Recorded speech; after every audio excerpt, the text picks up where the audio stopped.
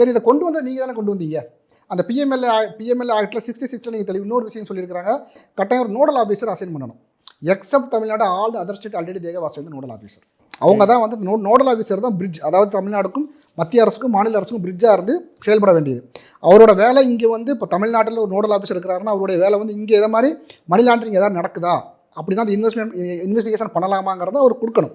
ஆனால் இப்போ வந்து என்ஃபோர்ஸ்மெண்ட் டைரக்டரேட் என்ன பண்ணுறாங்க, இவங்க நேரடியாக ஏதாவது ஒன்று நடக்குது, ஒரு விஷயங்கள் நடக்குது அவங்களுக்கு தெரிய வரும்போது தான் இவங்க நேரடியாக உள்ள வர, அதாவது என்ன உண்மையாக இன்னும் ஒரு சொல்லப்போனால் பேப்பரில் நியூஸ் பார்த்தோ வேறு ஒரு ஏஜென்சி மூலமோ ஒரு இன்ஃபர்மேஷன் வரும்போது தான் வந்து அவங்க உள்ளே வர வேண்டியிருக்கு. ஆனால் ஒரு நோடல் ஆஃபீஸர் அதை செய்யணும். இன்னைய வரைக்கும் நீங்கள் நோடல் ஆஃபீஸர் அசைன் பண்ணலை.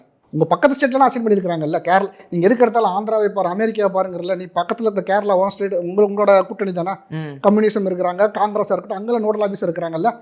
நீங்கள் நோடல் எதுக்குன்னா இங்கே அவ்வளோ தப்பு நடக்குது. நோடல் ஆஃபீஸரை நீங்கள் அசைன் பண்ணிட்டீங்கன்னா அவங்களோட வேலை என்னென்னா இங்கே இடி உள்ளே வரலாமா, இந்த கேஸ் இங்கே இது மாதிரி ஒரு முறைகேடுகள் நடந்துட்டு இருக்குதுங்கிறத வந்து அவங்க சொல்லணும்.